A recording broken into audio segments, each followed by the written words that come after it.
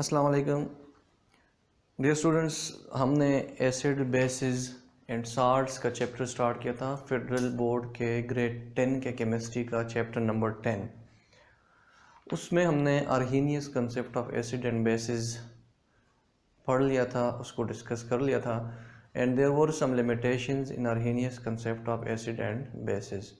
मैंने आपको बताया था कि जब भी एक थ्योरी में कोई लिमिटेशंस, ड्रॉबैक्स, कोई फ्लॉज आ जाते हैं तो उसको रिमूव करने के लिए कोई नेक्स्ट न्यू थ्योरी प्रेजेंट होती है ताकि उसके लिमिटेशंस को, ओवरकम्स को, उसको ख़त्म कर सके। So similarly in case of acid and bases, in order to remove the limitations of Arrhenius concept, 1923 में दो साइंटिस्ट थे, उन्होंने इंडिविजुअली एसिड बेसिस का कंसेप्ट प्रोड्यूस किया, प्रेजेंट किया। J.N. ब्रॉन्स्टेड एंड दूसरा था T.M. लॉरी। इन्होंने इंडिपेंडेंटली ये दो कंसेप्ट एसिड बेस के जो है ना ये प्रेजेंट किए और दोनों को कंबाइन करके फिर ब्रॉन्स्टेड लॉरी या Lowry Bronsted concept of acid and bases कहा जाता है। According to this concept of acid and bases, how we can define acid and how we can define a base. According to this Bronsted-Lowry concept, acid is defined as it is the substance, it is the species which can donate proton during a chemical reaction, which then react with any other reactant. So this one acid must provide hydrogen ion, must provide proton. That's why acids are always called as proton donor. According to the concept of Bronsted and Lowry, no water is required. Like in case of Arrhenius, water was an important medium, but this case is different from that one. No water is required. In this case, we only need a substance which can donate hydrogen ion. So in this case, for example, let's suppose the example of HCl and water, they react together. HCl is providing hydrogen to water, so HCl will be called as acid and it will be called as proton donor. On the other side, water is accepting proton from the acid, so it is called as a base, or it is also called as proton acceptor. In turn, what will be formed, इसके reaction के product में क्या बनेगा, hydronium ion is produced, H3O plus ion, and chloride ion is produced, that is Cl minus ion. Similarly, if we take another example, there is ammonia. Ammonia react with water, so in this case water is donating proton. मैंने यहाँ पे show किया है arrow पे कि water is donating proton to ammonia, so water in this reaction is called as acid. अगर हम base की तरफ चले तो according to Lowry Bronsted concept, the substance, the species which can accept proton during a chemical reaction, they are also called as proton acceptors. तो दो reactants अगर reaction करते हैं, one must provide hydrogen ion which will be called as proton donor and thus it will be called as acid. The second reactant will accept proton and it will be called as proton acceptor, and in this way it will also be called as a base. So हम अगर इस दिन दो reactions में देख ले तो base कौन सा होगा।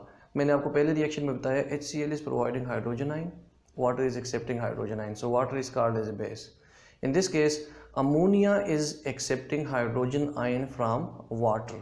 So इस केस में हमारे पास ammonia acceptor है, ammonia is acting as a base while water is acting as an acid, और in turn हमारे पास बन जाएगा ammonium ion plus hydroxyl ion.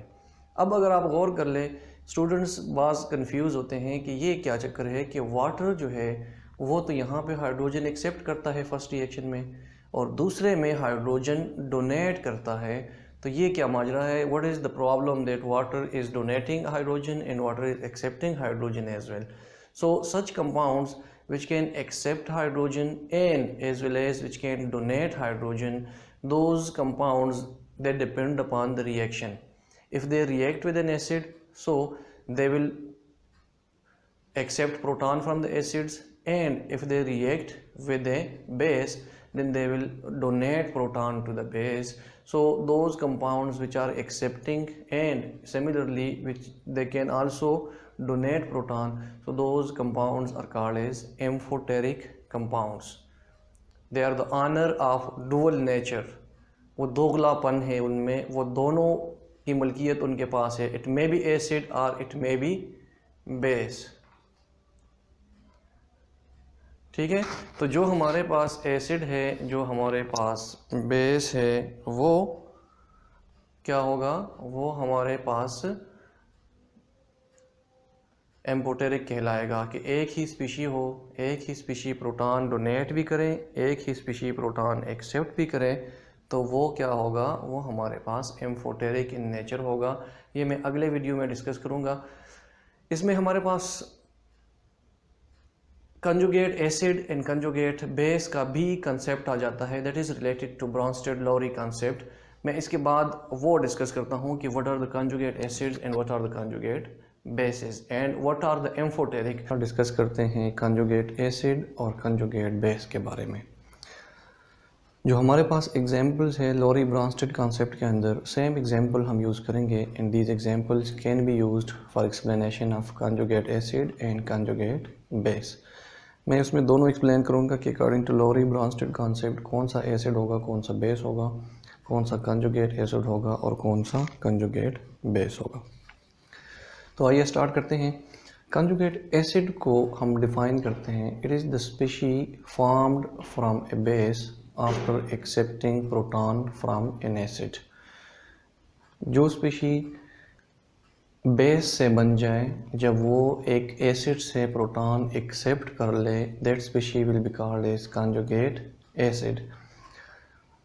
I repeat, the species formed from a base, base से जो species बनेगा कब, जब वो हाइड्रोजन आयन या प्रोटॉन एसिड से एक्सेप्ट कर ले, उस स्पीशी को हम कहते हैं conjugate acid. Conjugate base is defined as the species which is formed from an acid after donating proton to a base. Means acid अगर प्रोटॉन डोनेट कर ले बेस को, तो उसके बाद जो स्पीशी बनेगा इसको हम कहेंगे कंजुगेट बेस। इस एग्जांपल में अगर देख लें, when water reacts with HCl, HCl is acting as an acid, water is acting as a base। अब HCl हाइड्रोजन आयन प्रोवाइड करेगा according to Lowry Bronsted concept. ये प्रोटॉन डोनेट करेगा water को, वाटर ये प्रोटॉन एक्सेप्ट करेगा and this will be converted into H3O plus ion. H3O plus ion को हम कहेंगे कंजुगेट एसिड। जो क्लोराइड आयन बन गया that is called conjugate base. क्यों इसको कंजुगेट एसिड कहते हैं और इसको कंजुगेट बेस कहते हैं? क्योंकि कंजुगेट एसिड इसलिए कहते हैं ये हाइड्रोजन आयन दोबारा प्रोवाइड कर सकता है। क्लोराइड को कंजुगेट बेस इसलिए कहते हैं क्योंकि ये दोबारा हाइड्रोजन आयन एक्सेप्ट कर सकता है, तो इसलिए इसको कंजुगेट बेस कहेंगे। H3O प्लस को हम कंजुगेट एसिड कहेंगे। Same example NH3 and water। NH3 is a base, water is an acid, water is donating proton, NH3 is accepting proton, so NH4 is formed and OH is formed। Now NH4 जो है this is called as conjugate acid because it has the ability to donate proton again, so that's why it's called conjugate acid। Hydroxyl ion has the ability to accept proton from this NH4, so it will be called as conjugate base। और इस तरह से हमारे पास एक ही reaction के अंदर दो pairs बन जाते हैं। One is the conjugate acid and base pair, another is the acid and conjugate base pair। Similarly इस रिएक्शन में water and H3O base and conjugate acid pair बनाता है, HCl और क्लोराइड एसिड और कंजुगेट बेस पेयर बनाता है। According to Lowry Bronsted concept अगर हम देख लें तो acid is defined as the species which can donate proton, which can provide proton, and the base is a species which can accept proton, so acids are also called as proton donor, bases are also called as proton acceptor। so यहाँ पे इसलिए इनको conjugate acid और conjugate base कहते हैं because these two NH4 and H3O plus ion, both of them they have the ability to donate proton, they are proton donors, that's why they both are called as conjugate acids। while these two have the ability to accept proton, so they are called as proton acceptor, that's why they are called as conjugate base। यहाँ पे हम and पे आ जाते हैं कि lorry Bronsted concept जो है ये ख़त्म हो गया। अब इसकी भी कुछ लिमिटेशंस हैं। लिमिटेशंस क्या है वो हम डिस्कस कर लेते हैं। सो अब तक चलते हैं limitation of Bronsted Lowry concept of acid and bases. इसमें हम लिमिटेशंस देख लेते हैं कि what are the flaws, what are the drawbacks in this concept. So first of all तो ये है कि according to Lowry Bronsted concept acid is defined as proton donor and base is defined as proton acceptor. But there are some solvents in which there is no proton, they are non-protonic solvents like CuCl2, SO2 and N2O4 etc. In these solutions you cannot explain the protonic definition of acids and bases according to Lowry-Bronsted concept. Secondly, it cannot explain the reactions between acidic oxides like carbon dioxide, sulfur trioxide, nitrogen dioxide, sulfur dioxide, etc. and basic oxides like calcium oxide, barium oxide and magnesium oxide, etc. which take place even in the absence of solvent. अगर हम reaction देखना चाहते हैं, for example हम अगर react करवा दें calcium oxide को सल्फर ट्राई ऑक्साइड के साथ, even then it can form calcium sulphate. ठीक है. अब इस कंडीशन में हम प्रोटॉन डोनर और प्रोटॉन एक्सेप्टर की बात नहीं करते.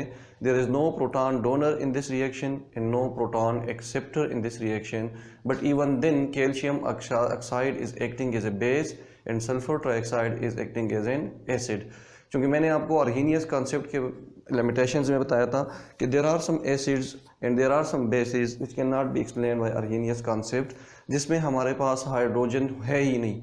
फॉर एग्जांपल अगर हम देख ले acidic oxides, non metallic oxides are always called as acidic oxides, क्योंकि इनमें ये अगर हम वाटर के साथ रिएक्ट करवा दें तो ये कार्बोनिक एसिड प्रोवाइड करेगा, ये H2SO4, सिमिलरली H2SO4 और H2SO3 और HNO3 in case of NO2. सो ये जब वाटर के साथ रिएक्शन करते हैं तो they provide us acid. So non metallic oxide are acidic in nature. Similarly metallic oxide like calcium oxide, barium oxide, magnesium oxide, sodium oxide etcetera etcetera, जितने भी metallic oxides हैं except those oxide which are aluminium oxide जो third group के हैं. सो these all oxides are purely acting as a base and the non-metallic oxide are purely acting as an acid, but still they cannot be explained by Lowry-Bronsted concept because same limitation जिस तरह अर्हीनियस concept में था कि वहाँ पे भी proton provide करेगा और हाइड्रोक्सिल आयन प्रोवाइड करेगा बेस. सिमिलरली यहाँ पे हम कहते हैं कि प्रोटॉन प्रोवाइड करेगा या डोनेट करेगा अगर एसिड हो और प्रोटॉन एक्सेप्ट करेगा अगर वो बेस हो. लेकिन अगर इस रिएक्शन में आप गौर कर लें तो there is no proton donor and no proton acceptor, but still calcium oxide is a base and sulphur trioxide is an acid. So such reaction remains a big question mark on Bronsted-Lowry concept. Another flaw in this concept is substances like ammonium chloride and BF3, which are considered as electron deficient compounds. They don't have hydrogen ions, they don't have proton, but still they are acting as acid. According to Lewis concept, because they are electron deficient, so they will accept a pair of electron from a base, so they are acting as a base, but still there is no proton donation in this case. So Lowry-Bronsted or Bronsted-Lowry concept again fails to explain such compounds as well. And सबसे बड़ा जो इसका flaw है, that is for explanation of acid and a base, acid and base must react together in same reaction. एक ही reaction के अंदर दोनों reaction करेंगे जिसमें एक प्रोटॉन डोनेट करेगा और दूसरा प्रोटॉन एक्सेप्ट करेगा. अगर हम एसिड को अकेले डिफ़ाइन करना चाहते हैं तो एसिड हम अकेले according to Lowry-Bronsted concept define नहीं कर सकते. सिमिलरली बेस को भी अकेले हम डिफ़ाइन नहीं कर सकते. दोनों का एक ही रिएक्शन के अंदर रिएक्शन करना लाजमी है जिसमें एसिड प्रोटॉन डोनेट करेगा और बेस प्रोटॉन एक्सेप्ट करेगा, तो तब जाके हम Bronsted-Lowry कंसेप्ट में एसिड और बेस एक्सप्लेन कर पाएंगे, अदरवाइज़ हम नहीं कर सकते. So these are limitations in Bronsted-Lowry concept. जिसके बाद इन लिमिटेशंस को ख़त्म करने के लिए एक और concept of acid and bases पेश किया गया, that is called as Lewis concept of acid and bases. तो इस लेक्चर के बाद इंशाल्लाह वो हम डिस्कस करेंगे कि how Lewis can define acid and bases and how it is capable of removing the limitations which are present in Arrhenius concept and which are present in Bronsted and Lowry concept. तब तक के लिए इजाज़त दीजिए. अल्लाह हाफिज़.